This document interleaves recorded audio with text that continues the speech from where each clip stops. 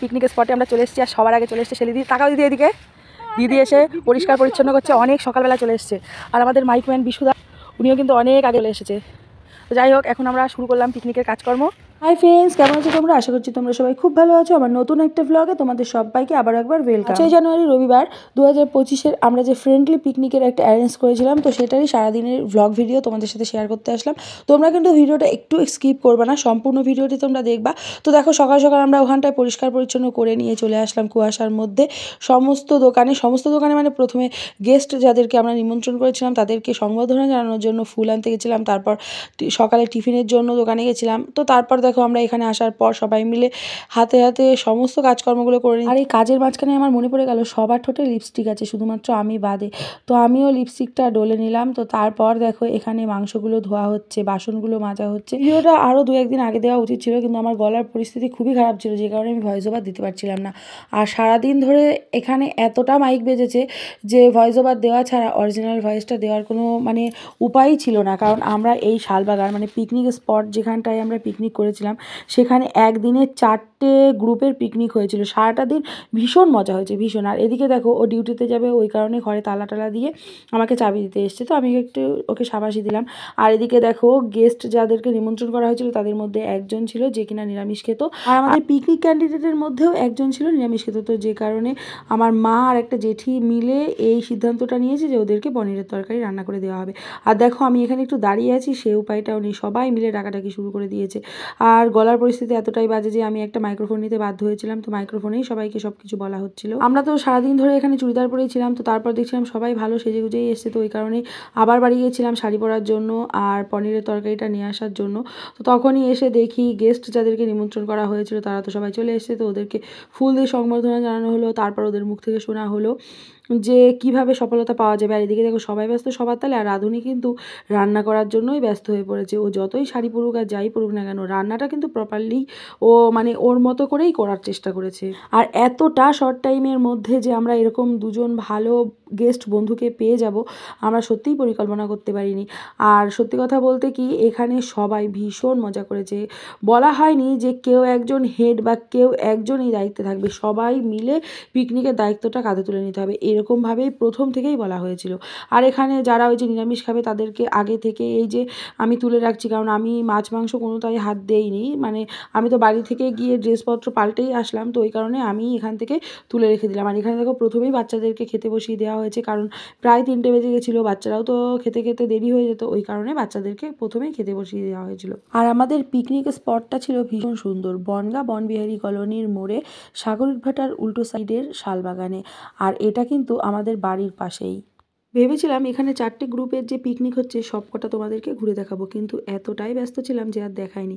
আর এখানে দেখো, নাচ কিন্তু কোনো রকমে বন্ধ নেই। কেউ সার্ভ করছে তাতেও নাচছে, কেউ খাচ্ছে তাতেও নাচছে, মানে যাই হোক না কেন সবাই কিন্তু ভীষণ মজা করেছে। পিকনিক স্পটটা ভেবেছিলাম অন্য জায়গায় নিয়ে যাবো, তো তারপর ভাবলাম যেহেতু মেয়েরা সবাই মিলেই পিকনিকটা করছি, তো ওই কারণে বাড়ির পাশেই পিকনিকটা রাখলে ভালো হয়। আর এদিকে দেখো, যারা গেস্ট এসেছিলো তাদেরকে খেতে বসিয়ে দেওয়া হয়েছে। আর মা যেহেতু পনিরের তরকারিটা রান্না করে দিয়েছে, ওই কারণে আমি জিজ্ঞাসা করলাম কেমন হয়েছে।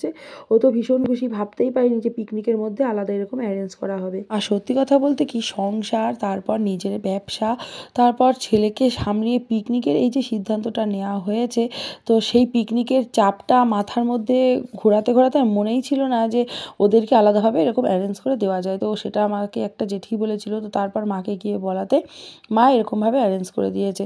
তো এটা বেশ ভালোই লেগেছে, ওদেরও ভালো লেগেছে আর আমাদেরও ভালো লেগেছে যে গেস্টদের নিমন্ত্রণ করার পর ওরা যে না খেয়ে বাড়ি যাচ্ছে না, এটাই সবথেকে বেশি ভালো লাগার ব্যাপার। শর্ট টাইমের মধ্যে এত ভালো গেস্ট বন্ধুদের এনে দিয়েছে এই যে আমাদের পিঙ্কি বুনু। সবাই মিলে দেখো কেমন কাঁধে কাঁধ মিলিয়ে কাজ করছে। সত্যি কথা বলতে কি, প্রথমে না ভীষণ ভয় লাগছিল যে এত লোকের অ্যারেঞ্জ নিজে হাতে সব কিছু একা সামলাতে পারবো কি না, বা সবাইকে সঠিকভাবে স্যাটিসফাই করতে পারবো কি না। কিন্তু পরবর্তীতে যখন পিকনিকটা শেষ হয়ে গেল, তারপর সবার এত উৎসাহ বা সবাই এত সাপোর্ট করেছে বা সবাই এত ভালো বলেছে, যে কারণে না মানে নিজের প্রতি একটা কনফিডেন্স বেড়েই গেল যে না, হয়তোবা কোনো ভুল কিছু হয়নি। এখানে যেজন ক্যান্ডিডেট আমি পেয়েছিলাম বা যেজন সদস্য আমি পেয়েছিলাম, প্রত্যেকটা সদস্য না ভীষণ ফ্রেন্ডলি, ভীষণ ফ্রেন্ডলি। আমার থেকে অনেক বড় দিদিরাও ছিল, তো তারা কিন্তু সেই দিদিদের কর্তব্যটাই পালন করেছিল এখানে। তোমাদেরকে তো বলাই হলো না আমরা গেস্ট বন্ধু হিসাবে কাদেরকে নিয়ে এসেছিলাম। তো আমরা গেস্ট বন্ধু হিসাবে দুজনকে নিয়ে এসেছিলাম, একজন ছিল রুবেল ফুড ব্লগ আর একজন ছিল শিখা হালদার ঝুড়ি ভাজা। তো তোমরা যদি কেউ না জেনে থাকো অবশ্যই করে তোমরা এই নাম নিয়ে সার্চ করলে পেয়ে যাবে। তো দেখো ওরা কিন্তু খাওয়া দাওয়া কমপ্লিট করে নিয়ে এখন বাড়ির দিকে রওনা দিচ্ছে। আর তারপর সবার শেষে খেতে বসেছি আমরা 4-5 জন মিলে। তো আমরা খেতে বসার সময় একটু মজা করেই আমি ট্রেতে করেই খেতে বসেছিলাম। তো যাই হোক, তারপর আমাদের খাওয়া দাওয়া কমপ্লিটের পর আমরা সবাই মিলে আবার নাচানাচি, মানে মোট কথা নাচটা যেন ঘুরাচ্ছেই না। আর একটা জিনিস দেখে আমার ভীষণ ভালো লেগেছে, দেখো এখানে একটা বন্ধুকে আমরা পেয়ে গেছি যে অন্য জায়গা থেকে পিকনিক করে, যাই না সেখানে কতটা কি মজা করেছে, তারপর আমাদের এখানে এসেও মজা করেছে, মানে তার এনার্জি ফুরায়নি। আর আমরা যে সমস্ত সদস্যদের নিয়ে পিকনিকটা করেছিলাম তারা মানে এতটাই এর মধ্যে বিভোর হয়ে পড়েছে, তারা কিন্তু আমাদের পিকনিক বাদ দিয়ে অন্য কোথাও গিয়ে নাচানাচি বা অন্য কোথাও ঘুরতে যাওয়া সেসব কিন্তু করার সময়ই পায়নি। হয়তো বা পাশে সর্ষে ক্ষেত ছিল বা জায়গাটা তো ভীষণ সুন্দর ছিল, ফটোশ্যুট রিলস এগুলো করে বেরিয়েছে, কিন্তু অন্য স্পটে গিয়ে বা অন্য পিকনিকের মধ্যে গিয়ে নাচ করেছে বা সেখানে গিয়ে মজা করেছে সেটা কিন্তু ওরা করেইনি। কারণ তারা এখানে মজা করতে করতে অন্য জায়গায় যে মজা করতে যেতে হবে সেটা ওদের মাথায় আসেইনি। তো তারপর দেখো এখানে তো শুধুমাত্র নাচ করলে হবে না, যেহেতু একটু দায়িত্ব নিয়েছি তো সেই কারণে একটু দায়িত্বটা সেইভাবেই পালন করতে হবে। তো ওকে ডেকে নিয়ে গিয়ে কড়াই বাসনপত্র যা ছিল সেগুলোকে একটু মেজে ঘষে পরিষ্কার করে রাখলাম।